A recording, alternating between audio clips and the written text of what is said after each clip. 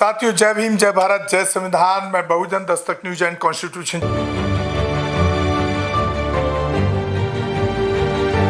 Channel से गौतम रत्ना, और आज हमारे स्टूडियो में चर्चा के लिए हैं डॉक्टर जेके गौतम साहब, बहुजन एक्टिविस्ट एंड सोशल एक्टिविस्ट, बहुजनों की आवाज़। डॉक्टर साहब, बहुत बहुत स्वागत है आपका हमारे चैनल पर। डॉक्टर साहब, अभी जिस तरह से सरकार बदली है और रेखा गुप्ता, लाला की बेटी जो मुख्यमंत्री बनी है, पहले एक लाला का बेटा था, तो पहले लाला के बेटे ने जिस तरह से बहुजन समाज को, बाबा साहब को आइकॉन बना के और शहीद भगत सिंह जी को आइकॉन बना करके पंजाब की सत्ता पे कब्जा किया, और उसके बाद उससे पहले दिल्ली की सत्ता पे कब्जा किया। लेकिन यहाँ मैं ज़रूर ये कहूँगा कि उस लाला ने उस बाबा साहब को जो आइकॉन माना, वो शहीद भगत सिंह को जो आइकॉन माना, वो कहीं भी उसके बिना चला नहीं।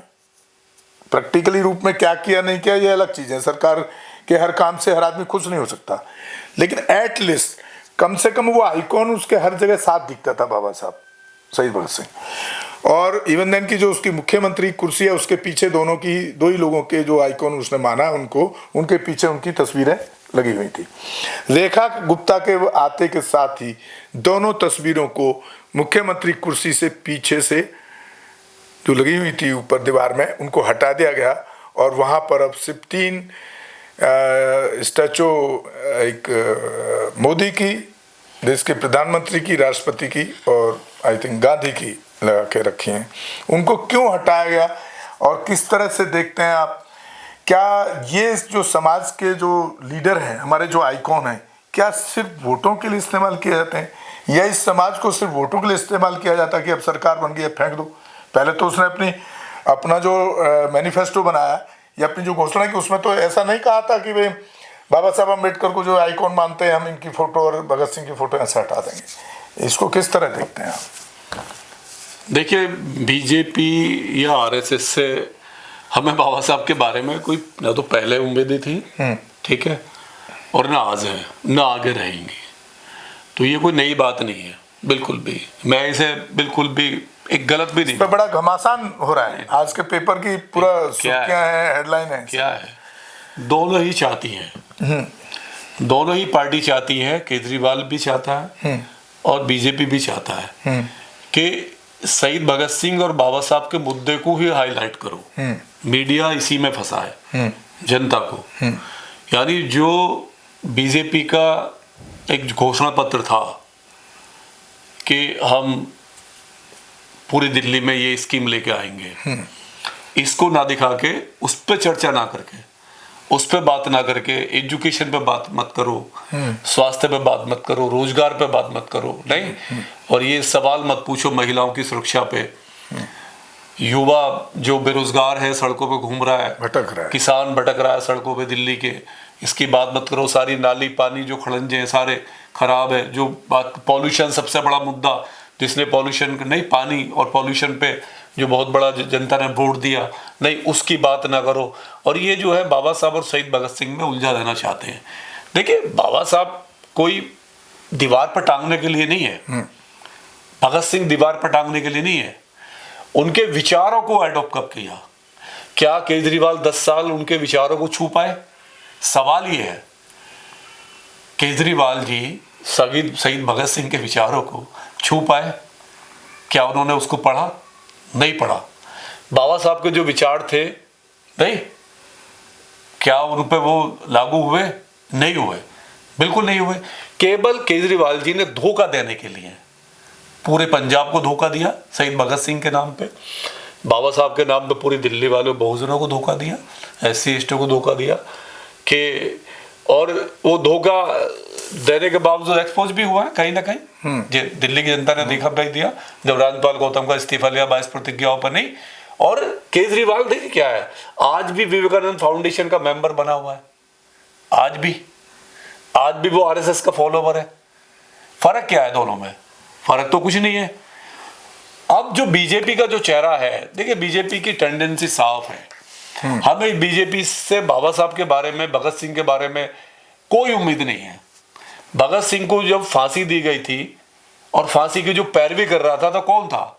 वो आरएसएस का लॉयर था, नहीं आरएसएस का लॉयर ने जिसने भगत सिंह को फांसी दिलवाई हो, नहीं आरएसएस ने फांसी दिलवाई हो, उससे क्या उम्मीद करोगे? और जो आरएसएस जिसने हिंदू महासभा ने बाबा साहब का पहला पुतला दिल्ली के रामलीला ग्राउंड में जलाया, नहीं किस बात पे? संविधान में हिंदू कोडविल के नाम पे संविधान का विरोध किया कि बाबा साहब ने संविधान में महिलाओं को राइट क्यों दिए, यही था ना, और तो कुछ था नहीं। और यही आरएसएस थी। तो ये इनके दोनों सेम है, अलग कुछ नहीं है, पब्लिक को दिखा रहे हैं। अच्छा डॉक्टर साहब एक चीज बताइए, इनकी पार्टियों में जो हमारा 12 सीटें जो रिजर्व सीट हैं 12-13 दिल्ली के अंदर, वो लोग कहाँ बैठे हैं? वो इस पर क्यों नहीं बोलते हैं? नहीं वो देखिए क्या है, राजनीति में दो तरह की राजनीति है। एक भाई आप उस पार्टी में अपना प्रतिनिधित्व अपने समाज का कर रहे हो, ये नहीं करेंगे, ये तो गुलाम है।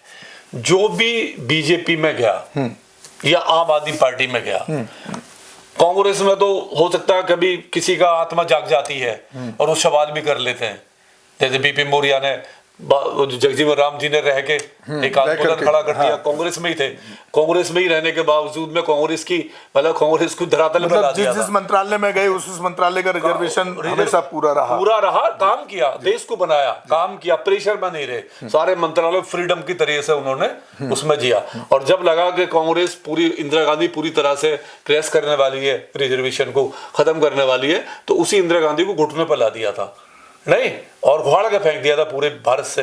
तो उन्होंने काम किया वहां तो। लेकिन आप आम आदमी का देखिए, क्या आम आदमी में कोई आदमी 10 साल नहीं, जितने भी हमारा मंत्री थे, एमएलए, कोई विधायक था, कोई बोल पाया? नहीं ना। सेम बीजेपी में जितने भी हमारे पार्लियामेंट में बैठे हुए हैं, या अभी जो 4 सांसद गए, 12 में से 4 तो बीजेपी में है ना, क्या उनकी औकात है कि वो ये एक सवाल खाली पूछ सकते हैं, जी बाबा साहब को दीवार से क्यों हटाया? अगर आपके दीवार पे भी जगह नहीं है, कैबिनेट में दीवार पे भी जगह नहीं है, तो बाबा साहब का नाम लेने का क्या हक है? नाम लेने तो तुम उनके सम्मान कैसे करोगे जब दीवार पे नहीं टांग सकते? नहीं तो विचारधारा तो बहुत दूर की बात है। कोई बोल पाएगा? नहीं बोलेगा। देखिए वो कुर्सी से चिपके हुए नासूर गुलाम है, उनको ना तो अपनी कौम से मतलब है, समाज से मतलब नहीं है, और उनको ना ही विचारधारा से मतलब है, और बाबा साहब से तो कोई मतलब नहीं है। हाँ, बाबा साहब के दिए हुए रिजर्वेशन के बदौलत वो हरामखोर नालायक टिकट लेके एमएलए जरूर बन गए, लेकिन वो पट्टा जो है ना, पट्टा वही है, जय श्री राम का ही डालेंगे, कुत्ते वाला पट्टा। जैसे कुत्ते के गले में पट्टा डला होता है ना, कुत्ते गले में पट्टा मालिक का डला होता है, तो इनके गले में वो कुत्ते वाला जो पट्टा है ना, पार्टी का, वो ही डला होगा। ये 5 साल तक हिलेंगे नहीं, इनकी जीभ बाहर नहीं निकलेगी, अंदर ही रहेगी। ना ये भौंकेंगे, ना ये काटेंगे, ना ये चाटेंगे, तो चाटने का काम करेंगे, तलवे चाटेंगे, तलवे चाटेंगे। जैसे पार्लियामेंट में अभी जो 86 बैठे हुए हैं ना, जो पार्लियामेंट चल रहा है, तो आपके इस हिसाब से तो जब गुलामी पैदा होके जा रहे हैं रिजर्वेशन से, तो मैं तो समझता हूं कि पॉलिटिकल रिजर्वेशन ही खत्म कर देना, बंद हो जाना चाहिए। हम तो पहले डिमांड कर रहे हैं, मैं कई बार कह चुका हूं, मैं कितने चैनलों पे ये कह चुका हूं कि पॉलिटिकल रिजर्वेशन भारत से बंद हो जाना चाहिए। नहीं, क्योंकि बिल्कुल बाबा साहब ने ये कब कहा था? बाबा साहब ने जो रिजर्वेशन सिर्फ 5 साल के लिए, 10 साल के लिए, 10 साल के लिए था। लेकिन बाबा साहब ने ये कहा था कि जो लोग जाएंगे वो संविधान की, समाज की, अपने हितों की रक्षा करेंगे। ये नहीं कहा था कि तुम जीत के तो जाओगे लेकिन गुलामी करोगे तुम मेरे खिलाफ, संविधान के खिलाफ नहीं, उस विचारधारा के खिलाफ जो विचारधारा तुम्हें पैदा करती है। तो हम तो अपील करते हैं आपके चैनल के माध्यम से कि जो रिजर्वेशन का कोटा है ना, ये वाला जो है पॉलिटिकल जो रिजर्वेशन है, ये चाहे प्रधान का हो, चाहे एमएलए का हो, चाहे काउंसलर का हो, चाहे पार्लियामेंट का हो, ये बंद हो जाना चाहिए। क्योंकि इससे गुलाम पैदा हो रहे हैं, नासूर पैदा हो रहे हैं, समाज के पिस्सू पैदा हो रहे हैं, और ये समाज को कमजोर कर रहे हैं। कहीं ना कहीं समाज का मनोबल डाउन होता है, कहीं ना कहीं समाज का मनोबल डाउन होता है। तो मेरी अपील है आपके चैनल के माध्यम से कि हमें ये ना फोटो की राजनीति में नहीं जाना, क्योंकि यही बीजेपी है। पार्लियामेंट से स्टेचू हटा दिए तो दीवार पे कैसे टंगोगे? पार्लियामेंट से जो इतने संघर्ष से लगी, जब उसको उखाड़ के फेंक दिया बाबा साहब की स्टेचू, वो तो हमारा एक पर्व था, इंटरनेशनल पर्व हम मनाते थे 14 अप्रैल और 6 दिसंबर, लोग जाते थे। जब उसने उसको ही उखाड़ के फेंक दिया तो तुम्हें छोटी सी तस्वीर के लिए क्यों? हमें विचार चाहिए बाबा साहब का, हमें विचार जिंदा रखना है, हमें तस्वीर नहीं। और मेरी अपील है कि इन दोनों के मकड़ जाल में ना फंसें, अपना राइट्स मांगिए। जिस मैनिफेस्टो के दम पे बीजेपी आई है वो उसको मांगिए इन लोगों से। तो साथियों, आप सुन रहे थे डॉक्टर जेके गौतम साहब को, जो रेखा गुप्ता पर अटैक कर रहे हैं और भाजपा पर अटैक कर रहे हैं और केजरीवाल पर भी अटैक कर रहे हैं। तो आपकी कोई भी अगर राय हो तो आप हमारे कमेंट बॉक्स में जाके ज़रूर दें, और हमारे दोनों ही channel Bahujan Dastak news and constitution को लगातार देखते रहें, शेयर करें, सब्सक्राइब करें, ज़्यादा से ज़्यादा करें, ताकि हम इस तरह के मुद्दों को अपने चैनल के माध्यम से आप तक भी पहुंचा सकें और गूंगी बहरी सरकारों के कानों में जूं रहने का काम हम बखूबी करने की कोशिश कर रहे हैं और करते रहेंगे। और साथियों, हो सके तो एक चाहे जितना भी हो सके एक छोटा सा एक आर्थिक सहयोग भी करें, क्योंकि स्टूडियो है, बड़ा स्टूडियो है, बड़ा खर्चा होता है सब लोगों को जागरूक करने के लिए जो हम काम कर रहे हैं। इसी के साथ मैं आपसे विदा लेता हूं। जय भीम, जय भारत, जय संविधान, नमो बुद्धाय। धन्यवाद साथियों। हमारे चैनल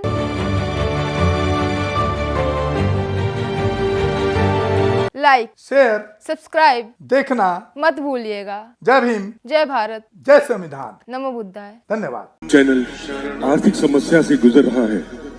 अगर आप बहुजन समाज में बाबा साहेब अम्बेडकर और तथागत बुद्ध की विचारधारा को अधिक से अधिक लोगों तक पहुंचाना चाहते हैं तो हमें आर्थिक सहयोग प्रदान करें, ताकि हम अपने चैनल के माध्यम से देश विदेश में समता, बंधुता, एकता और संवैधानिक अधिकारों को ज्यादा से ज्यादा लोगों तक पहुंचा सकें। आप अपनी सहायता राशि नीचे लिखे खाते में जमा करा सकते हैं। खाता धारक गौतम रत्न, खाता संख्या 316957686551, IFSC कोड SBIN 0060336, बैंक भारतीय स्टेट बैंक।